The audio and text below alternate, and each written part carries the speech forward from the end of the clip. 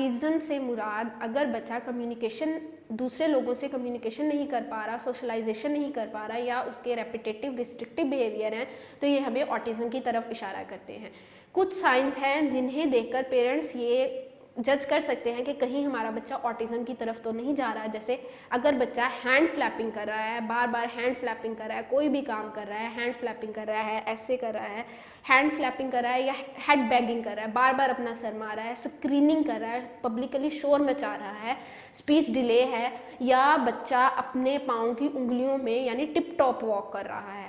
इसके अलावा बच्चा आई कांटेक्ट नहीं दे रहा, एक अगर उसको गाड़ी से खेल रहा है तो उससे सिर्फ एक ख़ास किस्म के टाइड्स में इंटरेस्ट है, यानी स्पिनिंग मूवमेंट्स में बच्चा खुद स्पिन मूवमेंट कर रहा है, बार बार घूम रहा है, या इस किस्म के कोई रिस्ट्रिक्टेड या रेपिटेटिव बिहेवियर हैं, तो आप स्पीच थेरेपी से कंसल्ट कर सकते हैं कि इसको ऑटिज़म तो नहीं है। उसमें स्पीच थेरेपिस्ट देखेगा कि कहीं इन बिहेवियर्स की फ्रीक्वेंसीज चेक करेगा, और ये आपका बच्चा कितने टाइम कर रहा है वो मुकम्मल एवेल्यूएशन करेगा, असेस करेगा, तब ही आपके बच्चे को ऑटिज़म डायग्नोज किया जा सकता है।